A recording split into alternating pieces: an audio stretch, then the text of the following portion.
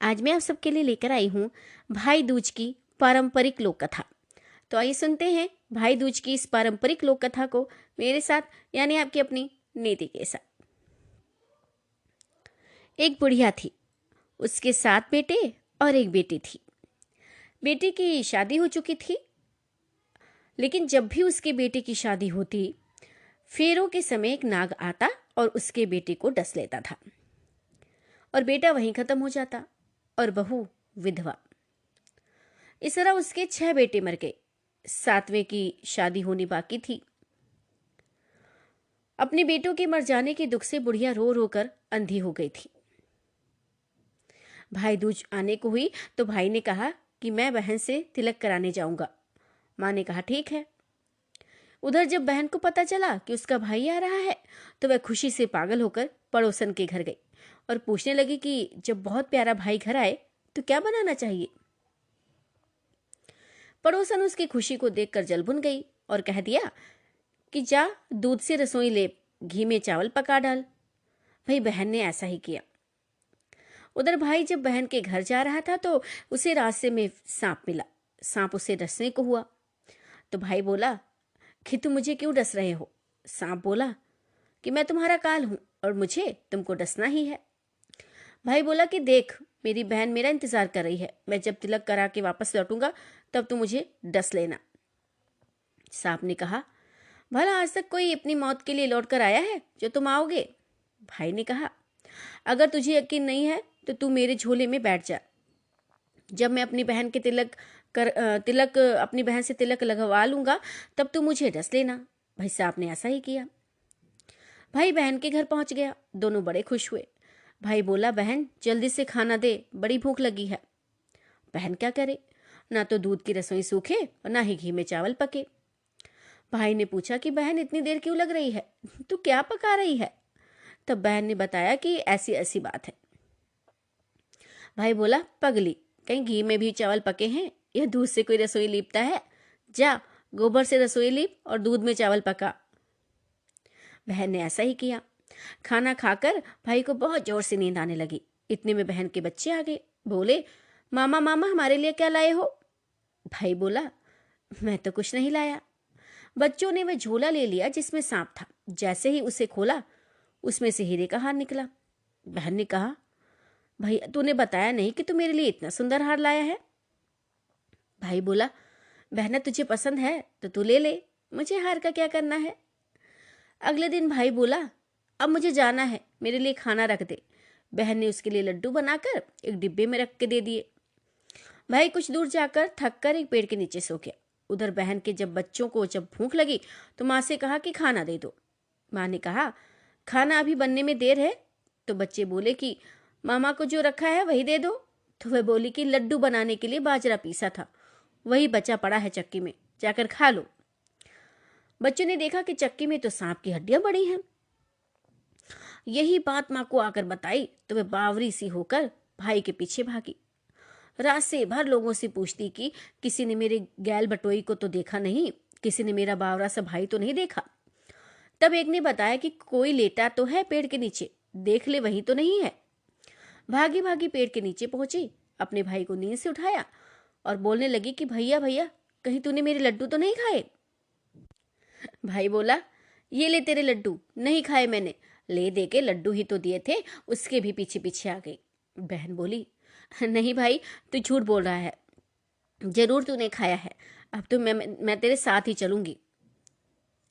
भाई बोला तो तू मान नहीं रही तो चल फिर। चलते चलते बहन को प्यास लगती है। वह भाई को कहती है कि मुझे पानी पीना है।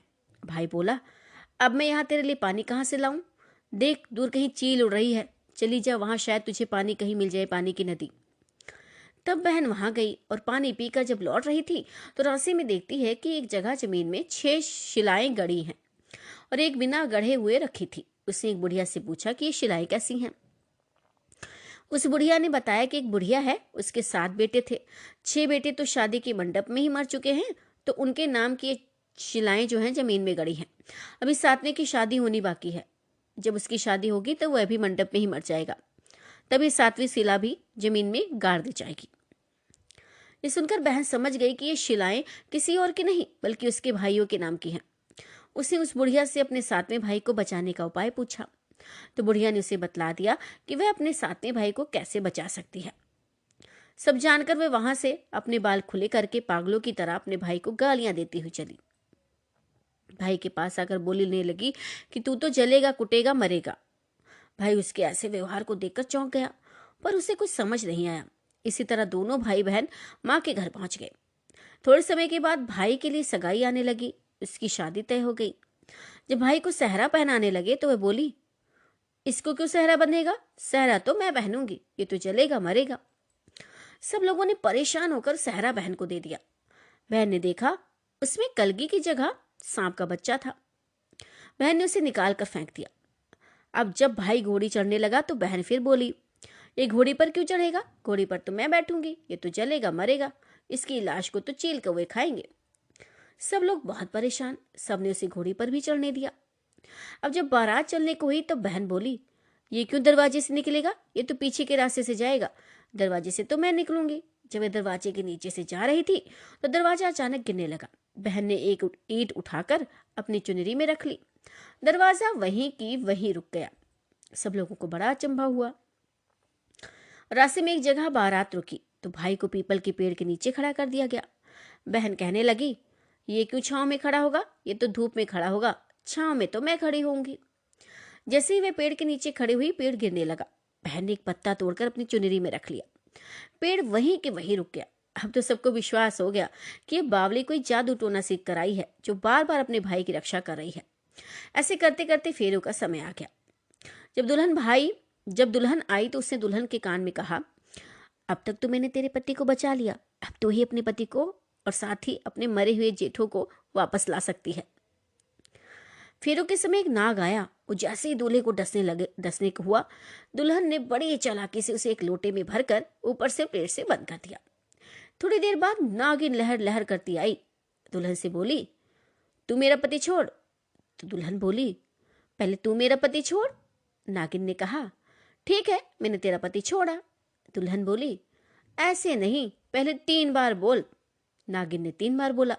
फिर बोली कि अब मेरे पति को छोड़। तो दुल्हन बोली, एक मेरे पति से क्या होगा? हंसने बोलने के लिए जेठ भी तो होना चाहिए, एक जेठ भी छोड़। नागिन ने जेठ के भी प्राण दे दिए। अब फिर दुल्हन ने कहा, एक जेठ से लड़ाई हो गई तो एक और जेठ छोड़, और विदेश चला गया तो तीसरा जेठ भी छोड़। इस तरह करते कराते दुल्हन ने अपने 6 जेठों को वापस करा लिया। उधर रो रो के बुढ़िया का बुरा हाल था कि अब तो मेरा 7वां बेटा भी बाकी के बेटों की तरह मर जाएगा। गांव वालों ने इसे बताया कि उसके 7 बेटा और बहुएं आ रही हैं। तो बुढ़िया बोली कि अगर ये बात सच हो तो मेरी आंखों की रोशनी वापस आ जाए और मेरे सीने से दूध की धार बहने लगे। ऐसा ही हुआ। अपने सारे बहू बेटों को देखकर वह बहुत खुश हुई। बोली, ये सब तो मेरी बावली का किया है, कहाँ है मेरी बेटी? सब बहन को ढूंढने लगे तो देखा कि वह भूसे की कोठरी में सो रही थी। जब उसे पता चला कि उसका भाई सही सलामत है तो वह अपने घर को चली। उसके पीछे पीछे सारी लक्ष्मी भी जाने लगी।